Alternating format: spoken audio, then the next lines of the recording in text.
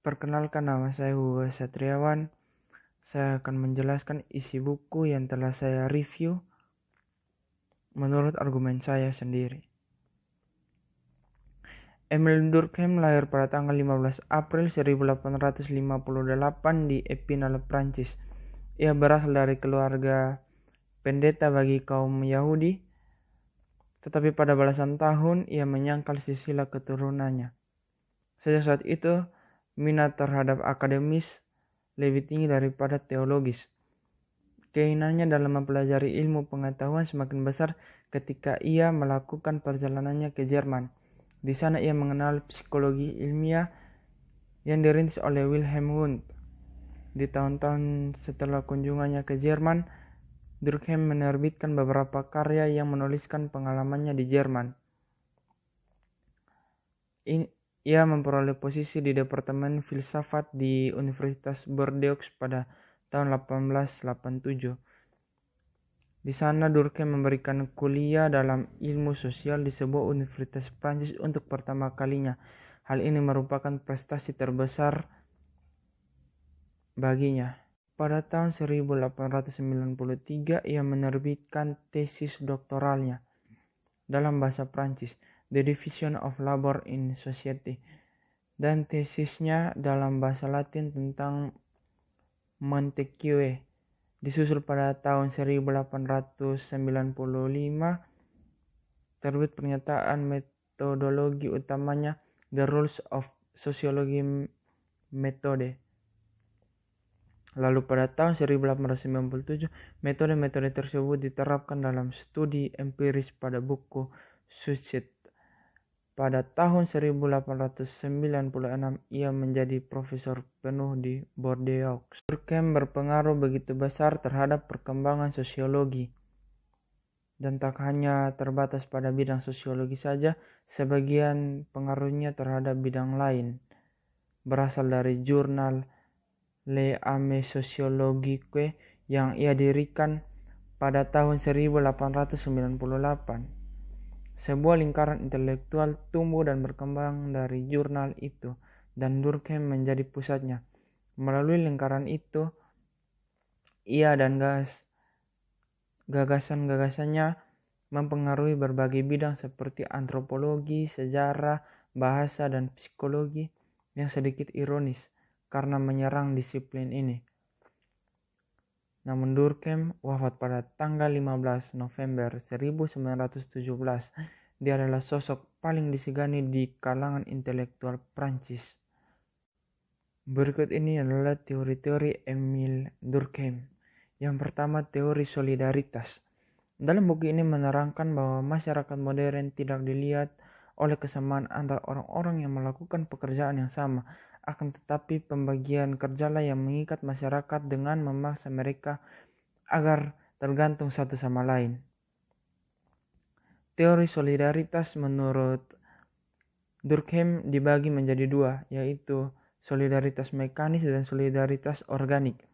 Solidaritas mekanik dibentuk oleh hukum represif karena anggota masyarakat jenis ini memiliki kesamaan satu sama lain, dan karena mereka cenderung sangat percaya pada moralitas bersama.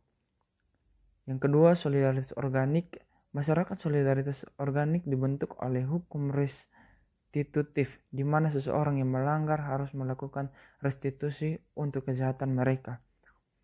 Pelanggaran dilihat sebagai serangan terhadap individu tertentu atau segmen tertentu dari masyarakat, bukannya terhadap sistem moral itu sendiri. Teori Durkheim yang kedua adalah fakta sosial. Fakta sosial menurut Durkheim dibagi menjadi dua, yaitu dalam bentuk material dan dalam bentuk non-material. Dalam bentuk material yaitu barang, sesuatu yang dapat disimak, ditangkap, dan diobservasi. Fakta sosial inilah yang merupakan bagian dari dunia nyata, contohnya arsitektur dan norma hukum. Yang kedua, dalam bentuk non-material, yaitu sesuatu yang ditangkap nyata atau eksternal. Fakta ini bersifat intersubjektif yang hanya muncul dari dalam kesadaran manusia, sebagai contoh egoisme, altruisme, dan opini. Adapun fakta individu. Fakta individu sering sekali disebut sebagai fakta organis atau fakta psikis. Fakta organis ini merupakan tindakan yang dilakukan dengan didasari oleh kesadaran diri sendiri, sehingga tidak ada bentuk intervensi dari luar yang memaksa seseorang untuk melakukan tindakan tersebut karena tidak memerlukan sebuah pola dalam sistem sosial. Fakta sosial pun sesungguhnya suatu kumpulan dari fakta-fakta individu, akan tetapi kemudian diungkapkan dalam suatu realitas yang real. Memang tidak dapat dipungkiri bahwa fakta sosial dihasilkan oleh pengaruh dari fakta psikis. Teori selanjutnya adalah teori bunuh diri. Durkheim memiliki studi bunuh diri karena persoalan ini relatif merupakan fenomena konkret dan spesifik, di mana tersedia data yang bagus secara komparatif. Akan tetapi, alasan utama Durkheim untuk melakukan studi bunuh diri ini adalah untuk menunjukkan kekuatan disiplin sosiologi. Dia melakukan penelitian tentang angka bunuh diri di beberapa negara di Eropa. Secara statistik, hasil dari data-data dikumpulkan menunjukkan kesimpulan bahwa gejala-gejala psikologi sebenarnya tidak dipengaruhi oleh kecenderungan untuk melakukan bunuh diri. Menurut Durkheim, peristiwa-peristiwa bunuh diri sebenarnya merupakan kenyataan-kenyataan sosial tersendiri yang karena itu dapat dijadikan sarana penelitian dengan menghubungkannya terhadap struktur sosial dan derajat integrasi sosial dari suatu kehidupan masyarakat. Durkheim memusatkan perhatiannya pada 3 macam kesatuan sosial yang pokok dalam masyarakat. Yang pertama, bunuh diri dalam kesatuan agama. Yang kedua, bunuh diri dalam kesatuan keluarga. Yang ketiga, bunuh diri dalam kesatuan politik. Durkheim membagi tipe bunuh diri ke dalam 4 macam. Yang pertama, bunuh diri egoistis, bunuh diri altruistis, bunuh diri anomik, bunuh diri fatalistis. Bunuh diri egoistis. Tingginya angka bunuh diri egoistis dapat ditemukan dalam masyarakat atau kelompok di mana individu tidak berinteraksi dengan baik dengan orang lain.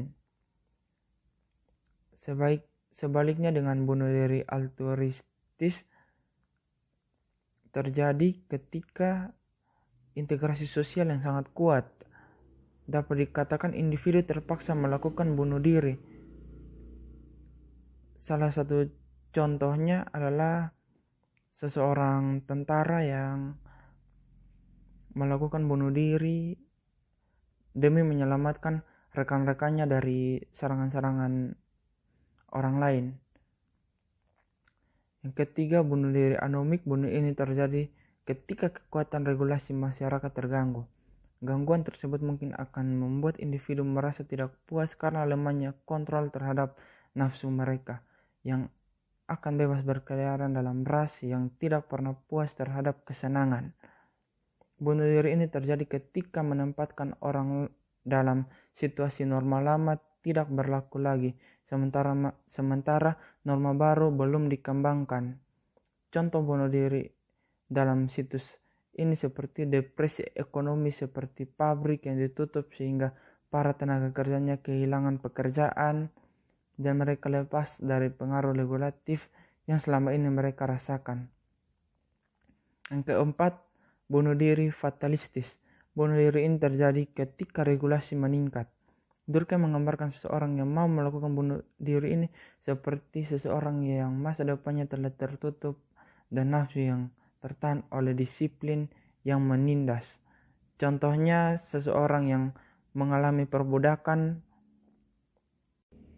Dari begitu banyaknya teori Emil Durkheim, dia juga mendapatkan kritik terhadap jalannya pikiran yang tidak kenal kompromi tentang besarnya peran jiwa kelompok yang membentuk individu-individu anggota masyarakat yang oleh pengkritiknya dianggap berat sebelah. Namun Durkheim membantah kritikan tersebut, sebab teori-teorinya bukan tak berdasar, melainkan diperoleh dari penelitian-penelitian langsung dan dengan metode-metode saintifik. Jadi kesimpulannya adalah Emile Durkheim adalah seseorang sosiolog terkenal dari Prancis. Selama hidupnya ia telah menuliskan banyak buku. Di antaranya adalah The Division of Labor in Society. Ia mengemukakan mengenai solidaritas sosial yang kemudian ia bagi menjadi solidaritas mekanik dan solidaritas organik. Dalam bukunya yang kedua, Suicide, dikemukakan dengan jelas hubungan antara pengaruh integrasi sosial dan kecenderungan orang melakukan tindakan bunuh diri. Selain itu, di dalam bukunya The Elementary Form of Religious Life, dia mengulas tuntas mengenai sifat-sifat, sumber, bentuk-bentuk, akibat, dan variasi agama dari sudut pandang sosiologistik.